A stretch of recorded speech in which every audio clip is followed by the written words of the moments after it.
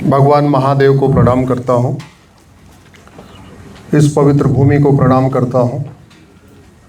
अपने सभी पूर्वजों को प्रणाम करता हूँ जिन्होंने बहुत यातनाएं झेली, बहुत दुख सहा, बहुत कष्ट सहा। उनको बहुत डराया धमकाया गया, इसके बावजूद उन्होंने धर्मांतरण नहीं किया और इसलिए मेरा नाम आज अश्विनी उपाध्याय है। मंच को प्रणाम करता हूँ, पूज्य गुरुदेव को प्रणाम करता हूँ, सामने बैठे जो हमसे बड़े हैं उनको प्रणाम करता हूँ और छोटों को अपना स्नेह भेंट करता हूँ। 2025 का आज मेरा 112वां जिला है। दिसंबर तक शायद 125 ज़िले हो जाएंगे।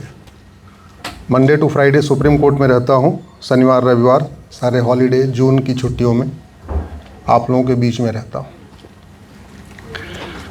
पहले इंजीनियर था, इंजीनियरिंग की नौकरी छोड़ के मैंने फिर वकालत किया। वकालत इसलिए किया कि जब मैं मारुति में था, जापानियों के साथ काम करता था तो उनसे चर्चा करता रहता था। हमारे यहाँ जो प्रॉब्लम दिखती मुझे वो जापान में दिखती नहीं थी, तो उस पर अध्ययन करना मैंने शुरू किया कि कारण क्या है, जो समस्या भारत में हो जापान में क्यों नहीं। ब्रह्मा विष्णु महेश हमारे, रामकृष्ण की धरती भारत, महावीर की धरती भारत, गौतम बुद्ध की धरती भारत, हनुमान जी की धरती भारत, शंकराचार्य जी, 10 गुरु, सब कुछ तो भारत में ही है। फिर इतनी सारी समस्याएं भारत में क्यों हैं और जापान में क्यों नहीं? दुनिया में सबसे ज़्यादा नेता भारत में, सबसे ज़्यादा अभिनेता भारत में, सबसे ज़्यादा लेखक भारत में, सबसे ज़्यादा बुद्धिजीवी भारत में, सबसे ज़्यादा पत्रकार भारत में, सबसे ज़्यादा कलमकार भारत में, सबसे ज़्यादा यूट्यूबर भारत में, सबसे ज़्यादा मठ मंदिर भारत में, सबसे ज़्यादा पंडा पुजारी भारत में, सबसे ज़्यादा कथावाचक भारत में, सबसे ज़्यादा आचार्य भारत में, सब कुछ सबसे ज़्यादा। दुर्भाग्यवश सबसे ज़्यादा घूसखोरी भारत में, सबसे ज़्यादा कमीशनखोरी भारत में, सबसे ज़्यादा जमाखोरी भारत में, सबसे ज़्यादा मिलावटखोरी भारत में, कालाबाजारी भारत में, मुनाफाखोरी भारत में, नशा तस्करी भारत में, मानव तस्करी भारत में, सोना तस्करी भारत में, चंदन तस्करी भारत में, अलगाववाद भारत में, आतंकवाद भारत में, माओवाद नक्सल भारत में, जिहाद भारत में, मजहबी उन्माद भारत में, पत्थरबाजी भारत में, आगजनी भारत में, घटतौली भारत में, नक्काली भारत में, माफिया राज भारत में, गैंगस्टर भारत में, एयर पोल्यूशन भारत में, वाटर पोल्यूशन भारत में, दूध दही में मिलावट भारत में, तेल सब्जी में मिलावट भारत में, फर्जी, सबसे ज़्यादा फर्जी डॉक्यूमेंट भारत में बनते हैं, सबसे ज़्यादा फर्जी आधार, फर्जी राशन कार्ड, फर्जी ड्राइविंग लाइसेंस, फर्जी बर्थ सर्टिफिकेट, फर्जी वोटर ID, सब कुछ भारत में। दुनिया में सबसे ज़्यादा बहन बेटियां भारत में गायब होती हैं। साल में 5 लाख बहन बेटियां गायब होती हैं। 5 लाख में से 1.5 लाख मिल जाती हैं, 3.5 लाख मिलती नहीं है। दुनिया में सबसे ज़्यादा धर्मांतरण भारत में होता है। प्रतिदिन 1500 परिवारों का धर्मांतरण होता है। एक परिवार में 7 आदमी मान के चलिए तो प्रतिदिन 10,000 हिंदुओं का धर्मांतरण होता है। दुनिया में इतना कहीं नहीं होता। पूरी दुनिया में सबसे ज़्यादा घुसपैठिए भारत में रहते हैं, 5 करोड़। मेरी PIL चल रही है। जो जितने आंकड़े आपको बता रहा हूँ सब मैं एफिडेविट पे सुप्रीम कोर्ट को दे चुका हूँ। तो पूरी दुनिया में सबसे ज़्यादा रोहिंग्या भारत में, पूरी दुनिया में सबसे ज़्यादा बांग्लादेशी घुसपैठिए भारत में, सबसे ज़्यादा अवैध पाकिस्तानी भारत में, अवैध अफगानिस्तानी भारत में, अवैध रोहिंग्या भारत में, अवैध बांग्लादेशी भारत में। क्यों? सबसे ज़्यादा जमीन विवाद भारत में। दुनिया में सबसे ज़्यादा रोड एक्सीडेंट में मरने वालों की संख्या भारत में। दुनिया में सबसे ज़्यादा जमीन विवाद में मरने वालों की संख्या भारत में। साल में 5 लाख लोग रोड एक्सीडेंट में जाते हैं। प्रतिवर्ष 2 लाख लोग जमीन विवाद में मर जाते हैं। भाई भाई को मारता है, पिता भाई को मार देता है, चाचा भतीजे को मार देता है। क्यों? क्या गड़बड़ है? आखिर क्या कारण है कि सिंगापुर में सतयुग है और भारत में कलयुग है? क्या कारण है जापान में सतयुग है और भारत में कलयुग है? जो समस्याएं भारत में, इसमें कोई भी हमको लाइलाज दिखती नहीं है। जो समस्याएं भारत में, इसमें कोई समस्या विश्वव्यापी नहीं है। तो फिर समस्याएं भारत में क्यों है? क्योंकि कहीं ना कहीं हमसे कुछ गलती हो रही है। अभी इसके पहले बहुत अच्छा, जब सब लोग यहाँ पे कर रहे थे, अध्ययन कर रहे थे, तो मैं सोच रहा था जिस तरीके से यहाँ मंत्रोच्चारण हो रहा था, दुर्योधन के ननिहाल गंधार में ये मंत्रोच्चारण क्यों बंद हो गया? राजा भरत का ननिहाल जहां से माता कैकेयी आई थी वो पेशावर बन गया, ये मंत्रोच्चारण क्यों बंद हो गया? तक्षशिला जहां आचार्य चाणक्य प्रोफेसर हुआ करते थे, रावलपिंडी बन गया, वहां मंत्रोच्चारण क्यों बंद हो गया? अच्छा बाकी तो छोड़ो, दुर्योधन का ननिहाल गंधार अफगानिस्तान बन गया, राजा भरत का ननिहाल कैकेयी पाकिस्तान बन गया, ठीक है, ईस्ट बंगाल बांग्लादेश बन गया, मलद्वीप मालदीप बन गया, पिछले 2000 साल में 25 टुकड़े हो गए, पिछले 200 साल में 60 टुकड़े हो गए। अभी वर्तमान भारत की क्या स्थिति है? उस पर एक मेरी पीआईएल चल रही है। 28 राज्य हैं, 8 केंद्र शासित प्रदेश हैं, टोटल हो गए 36 में से 9 राज्यों में हिंदू खत्म हो चुके हैं। भारत में कुल 800 जिले हैं, 800 जिलों में से 200 जिलों में हिंदू खत्म हो चुके हैं, यानी 25% जिलों में हिंदू खत्म हो गए। भारत में कुल 6000 तहसीलें हैं, उसमें से 1500 तहसीलों में हिंदू खत्म हो गए, यानी 25% तहसीलों में हिंदू खत्म हो गए। भारत के बॉर्डर पे कुल 300 तहसीलें हैं, 300 की 300 तहसीलों की डेमोग्राफी बदल गई, यानी बॉर्डर के 100% तहसीलों की डेमोग्राफी बदल गई। इस पे चिंतन हो रहा है क्या? जोर से बोलिए जरा। इस पे चर्चा हो रही है क्या? नहीं। और एक बात याद रखिए, आपका अगर कर्म समान होता है तो फल भी समान होता है। फल तब बदलता है जब कर्म बदलता है। बहन जी तो इंजीनियरिंग के स्टूडेंट है, मैनेजमेंट के, उनको अच्छी तरीके से समझ रही है। जब तक कर्म नहीं बदलता तब तक फल नहीं बदलता। तो जो हमारे पूर्वजों ने किया अगर वही हम भी करेंगे तो परिणाम वही आएगा कि अलग आएगा? जरा जोर से बोलिए जरा।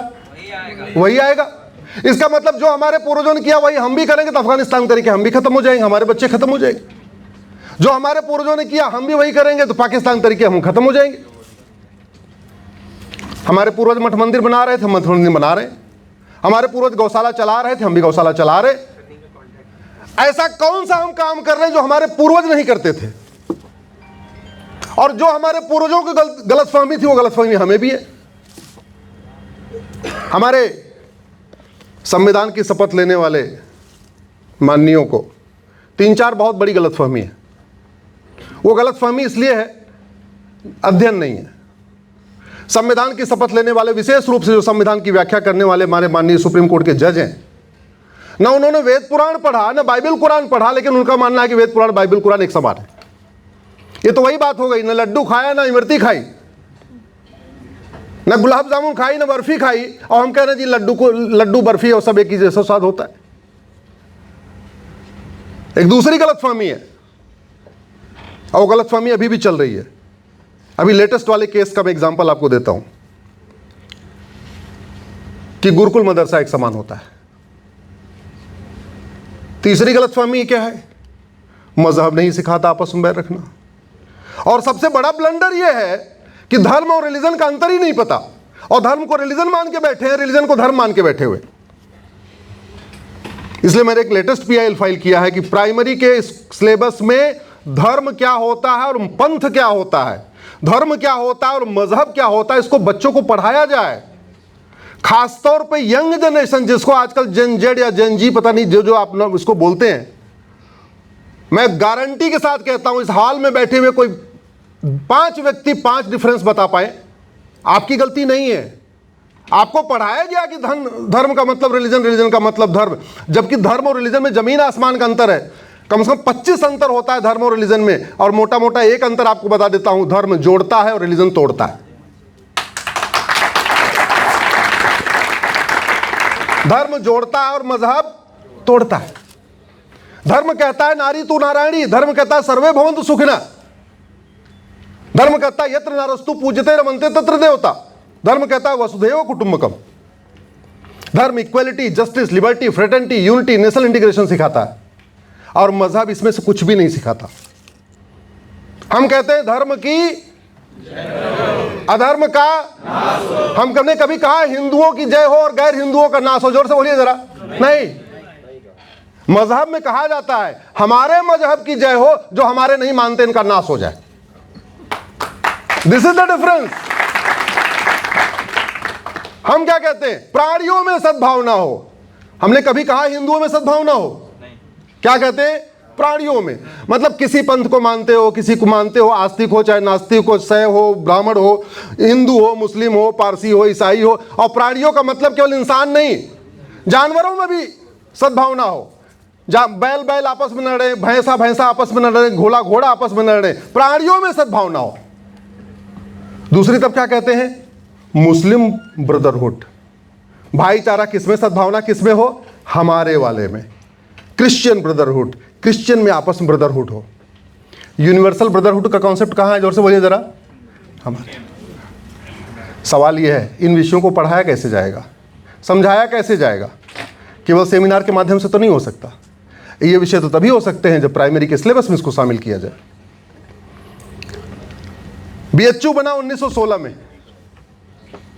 इसके भारत में 2-3 घटनाएं कंपटीशन में हुई गुरुदेव। बीएचयू बना तो बीएचयू के कंपटीशन में एएमयू बना।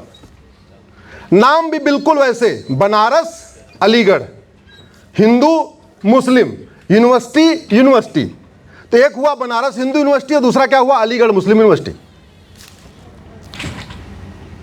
बनारस हिंदू यूनिवर्सिटी सबके लिए है और अलीगढ़ मुस्लिम यूनिवर्सिटी क्या है भैया? जोर से बोलिए जरा। अल्पसंख्यक। अल्पसंख्यक। अल्पसंख्यक कौन है? संविधान में नहीं लिखा। अल्पसंख्यक कौन है? किसी कानून में नहीं लिखा। अल्पसंख्यक कौन है? कहीं कोई शोध नहीं। अल्पसंख्यक कौन है? कहीं कोई लिखा नहीं। फिर भी अलीगढ़ मुस्लिम यूनिवर्सिटी अब माइनॉरिटी यूनिवर्सिटी है और बीएचयू न माइनॉरिटी है न मेजॉरिटी है, सबका साथ सबका विकास। तो बीएचयू के कंपटीशन में एएमयू बना। एक और कंपटीशन में काम हुआ जिसके बारे में देश में चर्चा कम होती है। 1925 में संघ बना आरएसएस और अगले साल 1926 में एक संगठन बना जिसको कहते हैं क्या? जोर से बोलिए जरा।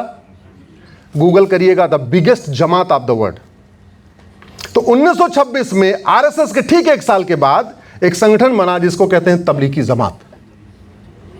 अब बाद में और गूगल करना, how many countries have banned the Tablighi Jamaat, तो पता चलेगा 9 देशों ने तबलीगी जमात को बैन किया हुआ है। और वो कौन से देश हैं?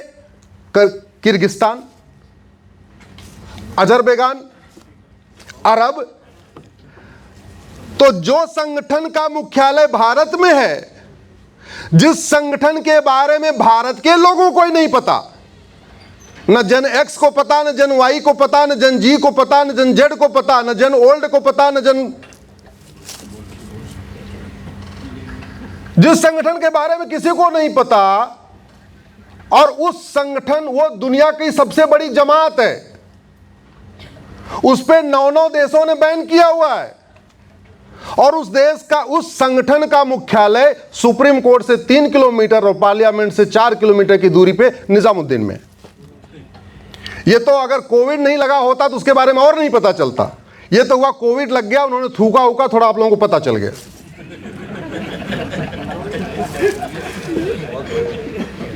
उसके पहले किसी को पता था क्या?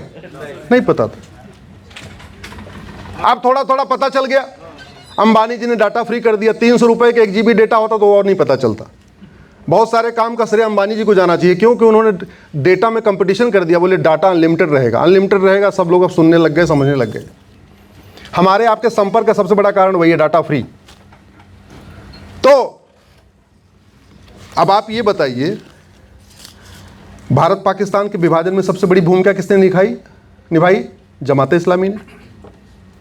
बांग्लादेश में समय नरसंहार में सबसे बड़ी भूमिका किसकी है? जमात इस्लामी की।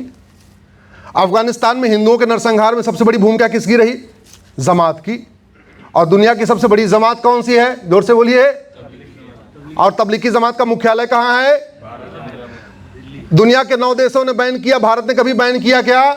बैन करना तो छोड़ो, कभी चर्चा भी नहीं हुई। तो हम सुरक्षित हैं या असुरक्षित हैं? जोर से बोलिए जरा।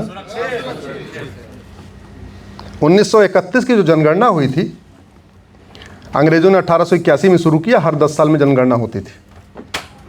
1931 की जनगणना में सिंध में हिंदू 70% थे, लड़काना में 65% थे, सिंध के हैदराबाद में 65% थे। लगभग हर जगह 65-70। तो जब वो 65-70 रहे होंगे 1931 में, तो कभी सोचा होगा कि 15 साल के बाद क्या होने वाला है? सोचा था क्या? जोर से बोलिए। नहीं, सोचा नहीं था। लेकिन जो नहीं सोचा वो हुआ कि नहीं हुआ? आडवाणी जी ने सोचा था, राम जेठमलानी जी ने सोचा था, इंद्र कुमार गुजराल साहब ने सोचा था, मनमोहन सिंह जी ने सोचा था, पृथ्वीराज कपूर, राज कपूर, सुनील दत्त, प्रेम चोपड़ा, अमरीश पुरी, मदन पुरी, गुलजार, इन लोगों ने सोचा था कि उनके साथ अगले महीने क्या होने वाला है। जब 1947 में जनवरी में संक्रांति मना रहे थे, मार्च के महीने में होली मना रहे थे, जून के महीने में और त्योहार मना रहे थे, तो सोचा था क्या कि अगले महीने क्या होने वाला? सोचा था क्या? नहीं। लेकिन जो सोचा था वो हुआ कि नहीं हुआ? जोर से बोलिए जरा।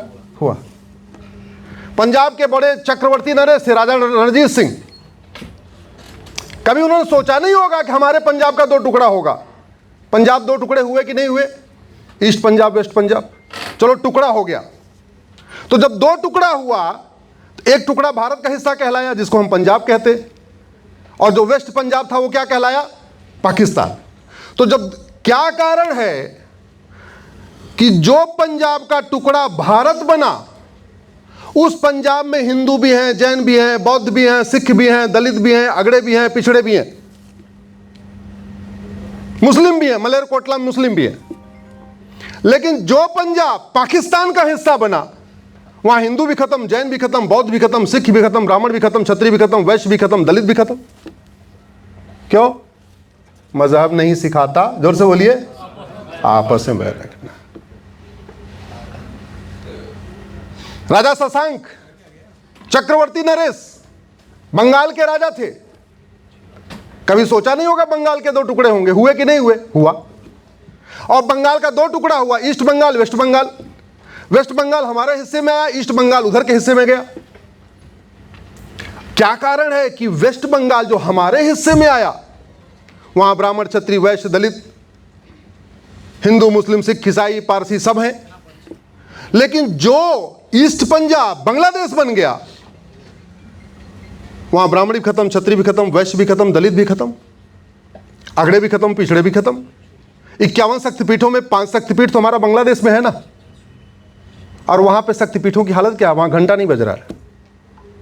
और वहां तो छोड़िए, शिलांग में माता क्या बोलते हैं उसको, जयंती हिल पे जो जयंतेश्वरी टेम्पल है, वो भी 51 शक्तिपीठ में है। हालत क्या है मेघालय शिलांग के जयंतेश्वरी शक्तिपीठ की? मेरा कार्यक्रम था जून में शिलांग में, तो मैं कहीं जाता हूं तो गूगल करके देखता हूं कि यहाँ कोई शक्तिपीठ है या कोई ज्योतिर्लिंग है, मैं ढूंढ के जाता हूं। तो मैंने कहा भाई आपके शिलांग के पास तो यहाँ दिखा रहा है कि 50 किलोमीटर दूर पे एक हमारा शक्तिपीठ हमें जाना है। तो 2-3 बार मैंने कहा तो मुझे आयोजकों ने ऐसे लटकाया, मतलब एवॉइड किया। तो एक बार मैंने स्ट्रिक्टली बोल दिया, हमने कहा ऐसा है मेरे को जाना है, कार्यक्रम करवाना है, बातचीत हमें अपनी रखवानी है, पहले हमें दर्शन कराओ। तो बोले जी चलो चलते हैं। गए, पहुंच गए, प्रांगण था, आगे ऐसे कुंडी लगी थी, गुरुदेव मुख्य प्रांगण के आगे, अपने आंखों देखी बात बता रहा हूं, हमारा एक शक्तिपीठ है जयंतेश्वरी, 51 शक्तिपीठों में से एक शक्तिपीठ। पहुंचा तो सुनसान, गाड़ी खड़ी हो गई। हमने कहा मंदिर कहाँ है? बोले जी यही तो है। हमने कहा गेट कहाँ है? बोले यही वाला है। ड्राइवर उतरा, गेट खोला बाहर का, अंदर गए, कोई पंडा नहीं, कोई पुजारी नहीं, कोई माला फूल की दुकान नहीं। हमने कहा मंदिर कहाँ है? बोले ये वाला है। हमने कहा यहाँ तो अंदर भी बाहर से कुंडी लगी पड़ी है। बोले खोल के दर्शन कर लीजिए। हमने कहा पंडा पुजारी? बोले कहीं गए होंगे। अनिल देशमुख, मुझे नाम अच्छी तरीके याद है, मोबाइल नंबर मिला हुआ था। अनिल देशमुख को मैंने फ़ोन मिलाया, वो महाराष्ट्र के हैं, बहुत पहले से वही परिवार वहाँ पूजा करता रहा। मैंने कहा कि ये जयंतेश्वरी, क्योंकि हमें डाउट हो गया, हमारे अलावा कोई था ही नहीं वहाँ पे, हमारे शक्तिपीठ पे भारत के अंदर कोई हो ही ना हो, और हम 4 लोग वहाँ पहुँचे। तो मैंने कहा कि अनिल जी मैं जयंतेश्वरी मंदिर में दर्शन करने आया हूँ। बोले हाँ बिल्कुल सही जगह आए। अरे हमने कहा मैं शक्तिपीठ में दर्शन करने आया हूँ। बोले हाँ बिल्कुल सही जगह है, यही है। तो हमने कहा दर्शन? बोले आप दर्शन कर लीजिए वहीं जाके। गया तो 2-3 मुझे लगता है 1 हफ्ते पुराने केले पड़े होंगे, वो चढ़ा हुआ था। हमने जो कुछ चढ़ाना था चढ़ाया, करके आ गए। ये कब हुआ? 2025 की बात बता रहा हूँ। कहाँ? हिंदुस्तान। ये हमारे शक्तिपीठ की स्थिति है। तो चलो बाहर तो छोड़ो, अंदर जो हो रहा है इसका समाधान हमने कभी सोचा क्या? नहीं। न्यूज़ चैनलों को अपनी टीआरपी की चिंता है, वो ऐसी खबर दिखाएंगे जिससे उनकी टीआरपी बढ़ जाए। यूट्यूबर को अपने सब्सक्राइबर बढ़ाना है, पैसे कमाना है तो वैसी बातें दिखाएंगे जिससे उनका चैनल चल जाए, सब्सक्राइबर थोड़े ज़्यादा हो जाए। बाकी सबको अपनी अपनी चिंता है। कुछ लोगों को पार्षद जल्दी बनना है, कुछ लोगों को प्रधान जल्दी बनना है। जो पार्षद प्रधान बन गए उनको सांसद विधायक बनना है, जो सांसद विधायक बन गए उनको मंत्री बनना है, जो मंत्री बन गए उनको दोबारा फिर से टिकट लेना है, किसी आयोग का अध्यक्ष बनना है, कुछ और भी बनना है, कुछ और भी बनना है। तो 15 साल के बाद क्या होगा, इस पे न कोई चर्चा है, न कोई चिंतन है, न कोई मंथन है। दुनिया की सबसे ज्यादा फॉरेन फंडिंग भारत में हो रही है, सबसे ज्यादा। और कितनी हो रही है? 50,000 करोड़। कैसे हो रही है? 2010 में कांग्रेस ने कानून बनाया था, उसका नाम है FCRA।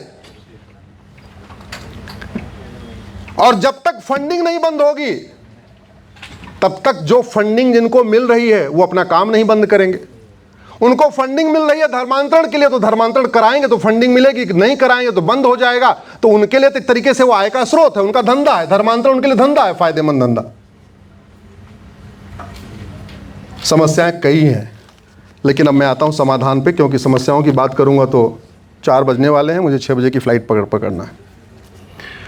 मेरा मानना है कि भारत की 50% समस्याओं को सुप्रीम कोर्ट ठीक कर सकता है।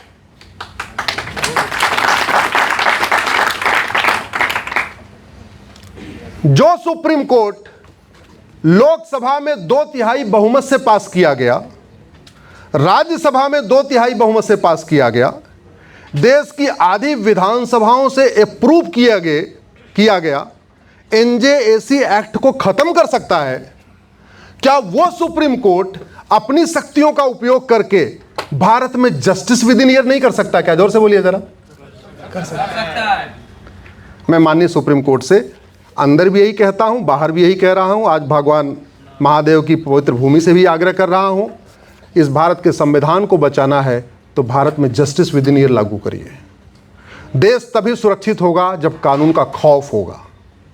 देश तभी सुरक्षित होगा जब दानवों को फटाफट दंड मिलेगा।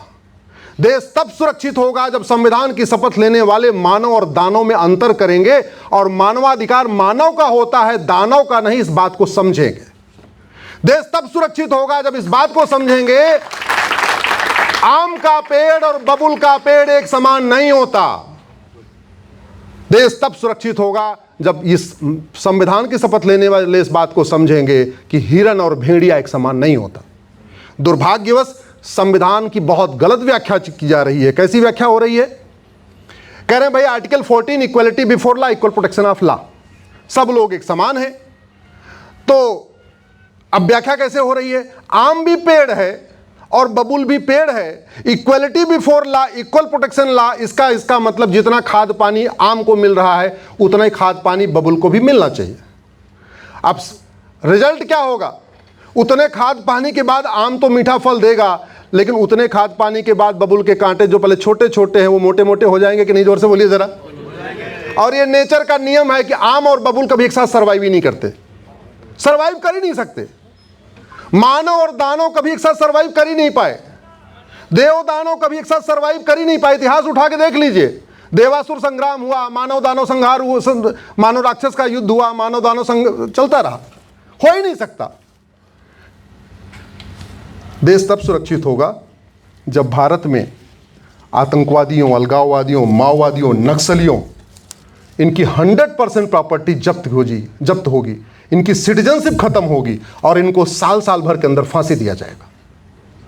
बड़े शर्म की बात है, रामपुर CRPF कैंप में आतंकवादी घुसे, अंधाधुंध गोलियां चलाई, 8 लोग मारे गए और 2 दिन पहले जिला अदालत ने 5 में से 4 को फांसी दिया था, 1 को आजीवन कारावास दिया था और डिस्ट्रिक्ट कोर्ट, हाई कोर्ट के 2 न्यायमूर्ति जिन्होंने कभी आतंकवाद का सामना नहीं किया है, शायद आतंकवादियों का साक्षात देखा भी नहीं होगा, कभी उनके घर में आतंकवादियों ने हमला भी नहीं किया होगा, उन्होंने वहीं कागज पढ़ के उनको बरी कर दिया। देश इसलिए खतरे में है कि मुंबई में बम ब्लास्ट, ट्रेन में बम ब्लास्ट करने वाले सबूत के अभाव में बरी हो गए। जब मुंबई में बम ब्लास्ट हुआ था गुरुदेव, उसी समय स्पेन में भी बम ब्लास्ट हुआ था, मैड्रिड में बम ब्लास्ट हुआ था। हमारे देश के आतंकवादी जिन्होंने ट्रेन में बम ब्लास्ट किया, उनको सबूत के अभाव में छोड़ दिया गया। स्पेन में, मैड्रिड में जिन्होंने ट्रेन में बम ब्लास्ट किया, उनको 3500 साल सजा हुई, 3500 साल सजा हुई। कुछ लोग सोच रहे होंगे जीते तो लोग कम ही हैं, लेकिन विदेशों में ऐसे ही है। विदेशों में 1-1 लाख साल सजा मिलती है, 1.5 लाख साल सजा मिलती है। वो आदमी जिंदा रहे मर जाए अलग बात है, सजा ऐसी होती है। आप लोग गूगल करिएगा द लॉन्गेस्ट प्रिजन सेंटेंसेस, फिर आपको पता चलेगा। कई बार तो रेप के केसेस में 2,500 हजार साल सजा होती है। आतंकवाद, अलगाववाद में 15,000 साल से कम होती नहीं है। वो इसलिए की जाती है कि लोगों को पता रहे। अगर किसी व्यक्ति को सिंपल आजीवन कारावास हुआ, पता कैसे चलेगा कि उसने 15 लोगों को मारा कि 20 लोगों को मारा, 15 का बलात्कार किया है, 25 का बलात्कार किया। तो इसलिए सजा ज़्यादा होती है, उससे पता चलता है कि हाँ उसने कितने लोगों को मारा, कितनों को बलात्कार किया, कितने लोगों को छेड़छाड़ किया। हमारे देश का कानून कितना सड़ा हुआ है कि यहां एक व्यक्ति ने चिटफंड घोटाला किया, लोगों से पैसा इकट्ठा किया, डबल करने के नाम पे लाखों लोगों का पैसा हड़प के चला गया। सेम यही काम थाईलैंड में एक व्यक्ति ने किया था। उसने मात्र 16,000 लोगों का पैसा लिया था, हड़प लिया। 1,41,000 साल सजा हुई है, और वो भी कोई 50 साल मुकदमा चला के नहीं, साल भर के अंदर हुई है। चीन के एग्रीकल्चर मिनिस्टर को पिछले 15 दिन पहले फांसी हुई है। चीन के लॉ मिनिस्टर को अभी 2 साल पहले फांसी हुई है। चीन में एक जीएम था, उसने ठेकेदार से कुछ पैसा ले लिया था, सीधे फांसी। अगर माननीय सुप्रीम कोर्ट भारत में जुडिशियल सिस्टम को ठीक कर दें, संविधान की दी हुई शक्तियों का उपयोग करके भारत में 1 साल के अंदर फैसला शुरू कर दें, और कर सकते हैं, तो भारत में घूसखोरी खत्म होगी, कमीशनखोरी खत्म होगी, जमाखोरी खत्म होगी, मिलावटखोरी खत्म होगी, कालाबाजारी खत्म होगी, नशा तस्करी खत्म होगी, मानव तस्करी खत्म होगी। अगर माननीय सुप्रीम कोर्ट अपनी शक्तियों का उपयोग करके जस्टिस विद इन ईयर कर दे, साल भर के अंदर सजा देना शुरू कर दे, अलगाववाद भी खत्म होगा, आतंकवाद भी खत्म होगा, जिहाद भी खत्म होगा, मजहबी उन्माद भी खत्म होगा, धर्मांतरण भी खत्म होगा, घुसपैठिए भी भागेंगे। घुसपैठिए भारत में क्यों आते हैं? बांग्लादेशी भूटान क्यों नहीं जाते? बांग्लादेशी अरब, दुबई, कुवैत, बहरीन क्यों नहीं जाते? भारत क्यों आते हैं? क्योंकि उनको पता है इनका कानून भी घटिया है और यहाँ के माननीय जजों को ह्यूमन राइट की बड़ी चिंता रहती है। हम अराजकता की तरफ जा रहे हैं, हम असुरक्षित हो रहे हैं, हम लगातार खतरे की तरफ बढ़ रहे हैं। शायद ये हमें दिख नहीं रहा है। जिनको नहीं दिख रहा है वो आराम से बैठे हुए हैं, जिनको दिख रहा है वो परेशान है। अब सवाल यह है कि ये होगा कैसे? और ये जो कोर्ट में मुकदमे सालों साल चल रहे हैं, उसके लिए एक सुप्रीम कोर्ट का जजमेंट उसके लिए जिम्मेदार है। उस केस का नाम है Selvi versus state of Karnataka. Supreme Court ने कहा कि narco polygraph brain mapping test करना यह फंडामेंटल राइट का वायलेशन है। कौन से आर्टिकल का वायलेशन है? आर्टिकल 20 का वायलेशन है। आर्टिकल 20 कब बना था? 1950 में। 1950 में नार्को पॉलीग्राफ ब्रेन मैपिंग नाम की कोई चिड़िया ही नहीं थी। हमारे माननीय सुप्रीम कोर्ट के जज अच्छी तरीके जानते हैं कि दुनिया के कितने देशों में कौन कौन सा बढ़िया कानून चल रहा है। हमारे माननीय सुप्रीम कोर्ट के जजों को पता है कि सिंगापुर में ड्रग स्मगलर को 6 महीने के अंदर फांसी होती है। हमारे माननीय सुप्रीम कोर्ट के जजों को पता है कि चीन में भ्रष्टाचारियों को फांसी होती है। हमारे माननीय सुप्रीम कोर्ट के जजों को पता है कि अमेरिका में घुसपैठियों के साथ कैसा बिहेवियर किया जाता है। गर्मी में हीटर लगा दिया जाता है उनके कमरे में, और ठंडी में एसी चला दिया जाता है, फ्रीजर खोल दिया जाता है, ऐसी सजा मिलती है। और वो हमारे माननीय सुप्रीम कोर्ट के जज जाते भी रहते हैं विदेश, अमेरिका जाते हैं, सिंगापुर जाते हैं, जापान जाते हैं, लेकिन मुझे आज तक समझ में नहीं आया वहां जाके वो बात क्या करते हैं। जैसे मैं तो बनारस आया हूं, हमसे जो मिलता है ही पूछता हूं, हमारे बनारस में क्या प्रॉब्लम है, क्या प्रॉब्लम है, यही पूछता रहता हूं। तो जैसे हमारे माननीय जज भी जा रहे हैं, ऑफिशियल ड्यूटी पे जा रहे हैं, जब यहाँ से अमेरिका जाते हैं, सिंगापुर जाते हैं, तो जो उनका एयर टिकट है, सारी व्यवस्था सरकार हमारे आम जनता के टैक्स के पैसे से होती है। तो जब ऑन ड्यूटी जा रहे हैं, जनता के पैसे से जा रहे हैं, रुकने की व्यवस्था, आने जाने की व्यवस्था, सारा वीआईपी प्रोटोकॉल आम जनता के पैसे से हो रहा है, तो पता करना चाहिए कि नहीं? पता चाहिए कि दुनिया के कौन कौन से देशों में बढ़िया बढ़िया कानून है, पता करना चाहिए। जोर से बताइए भैया, करना चाहिए। किया क्या? नहीं। तो मैं आज भगवान महादेव से प्रार्थना करता हूं, हमारे माननीय सुप्रीम कोर्ट के माननीयों को इतना साहस दें, इतना उनको विवेक दें कि अब वो भारत में जस्टिस विद इन ईयर लागू कर दें। और बहुत आसान है, जिस दिन भारत में झूठा डॉक्यूमेंट बनाना बहुत सीरियस क्राइम हो जाएगा, झूठा एफआईआर करना अपराध हो जाएगा, झूठी गवाही अपराध हो जाएगा, झूठी जांच गंभीर अपराध हो जाएगा, झूठ पकड़ने के लिए नार्को पॉलीग्राफ ब्रेन मैपिंग कानून बन जाएगा, तारीख पे तारीख वाला सिस्टम खत्म हो जाएगा, लंबी लंबी डेट जो 6-6 महीने की डेट, ये सिस्टम खत्म हो जाएगा, सप्ताह सप्ताह में तारीख डेट पड़ने लग जाएगी, भारत में सतयुग आ जाएगा। तो माननीय सुप्रीम कोर्ट चाहे तो जैसे सिंगापुर में सतयुग है, जापान में सतयुग है, न्यूजीलैंड में सतयुग चल रहा है, दुनिया के कई देशों में सतयुग चल रहा है, वैसे भारत में सतयुग आ सकता है, भारत में रामराज्य आ सकता है, भारत विश्वगुरु बन सकता है, भारत परम वैभव का लक्ष्य प्राप्त कर सकता है। वो सब कुछ हो सकता है, बस केवल अपने अंतःमन को बदलने की आवश्यकता है, संविधान की ठीक से व्याख्या करने की ज़रूरत है। 2-3 बातें मैं माननीय सुप्रीम कोर्ट के जजों से आग्रह करूंगा। अब आप सोच रहे होंगे यहाँ से क्यों कर रहे हैं, क्योंकि हमारा वीडियो वहाँ तक पहुँच जाता है। जब मजहब के आधार पे देश का विभाजन हो गया, जब मजहब के आधार पे देश का विभाजन हुआ, तो मजहब के आधार पे नियम कानून चलना चाहिए क्या? जोर से बोलिए जरा। ये बनारस की आवाज इतनी धीरे। जब मजहब के आधार पे देश का विभाजन हो गया, तो मजहब के आधार पे नियम कानून चलना चाहिए क्या? मजहब के आधार पे बोर्ड और ट्रिब्यूनल चलना चाहिए क्या? मजहब के आधार पे लोन और वजीफा होना चाहिए क्या? मजहब के आधार पे स्कूल और कॉलेज होना चाहिए क्या? एक देश एक विधान मांग रहा है हिंदुस्तान, एक देश एक विधान मांग रहा है हिंदुस्तान। एक बात और, 15वीं शताब्दी में यहां सब लोग हिंदू थे, अल्टीमेटली कन्वर्जन तो बाबर ने शुरू कराया, और बाबर आया और बाबर गया। बाबर है क्या इधर? मुगल कोई बचा क्या? उसके कोई खानदान में नहीं, सब अपने ही हैं। कोई नाई है, कोई धोबी है, कोई सब अपने लोग हैं। डर गए थे हमारे पूर्वज, अलग बात है। तो जब मुगल चले गए तो मदरसा चलना चाहिए क्या? जोर से बोलिए जरा। अंग्रेज चले गए तो मिशनरी स्कूल चलना चाहिए क्या? अंग्रेज चले गए तो मॉन्टेसरी स्कूल चलना चाहिए क्या? अरे दुनिया का सर्वोत्तम एजुकेशन सिस्टम हमारा था। दुनिया की सबसे बढ़िया यूनिवर्सिटी तक्षशिला और रावलपिंडी थी। जब तक हमारा एजुकेशन सिस्टम था, यहां बाजीराव पेशवा जैसा महानायक पैदा होता था। जब तक हमारा एजुकेशन सिस्टम था, तब तक यहां राणा प्रताप छत्रपति शिवाजी महाराज पैदा होते थे। जब तक हमारा एजुकेशन सिस्टम था, तब तक यहां चंदगी राम पैदा होते थे। जब तक हमारा एजुकेशन सिस्टम था, यहां राव तुलाराम पैदा होते थे। जब तक हमारा एजुकेशन सिस्टम था, तब तक यहां आचार्य पाणिनि, महर्षि भारद्वाज पैदा होते थे। जब तक हमारा एजुकेशन सिस्टम था, तब तक यहां दुनिया के सबसे प्रसिद्ध डॉक्टर महर्षि चरक, महर्षि सुश्रुत, महर्षि सारंगधर, महर्षि भाव प्रकाश, महर्षि सारंगधर पैदा, महर्षि वाग्भट पैदा होते थे।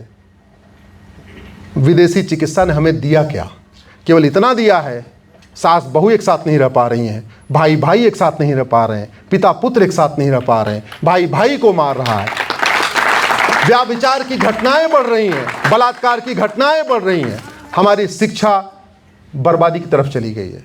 तो इसलिए आज BHU की इस पवित्र भूमि से सभी संतजन के सामने, गुरुओं के सामने आप लोगों से आग्रह करता हूं, सोशल मीडिया का सदुपयोग करिए, उपयोग करिए, लिखना शुरू करिए, बोलना शुरू करिए, जहाँ जहाँ अवसर मिले वहाँ सत्य को लिखना शुरू करिए। सत्य को जानना जितना आवश्यक है, सत्य को उतना आवश्यक है लिखा भी जाए और बोला भी जाए। इसी के साथ मैं अपनी बात ख़त्म करता हूँ।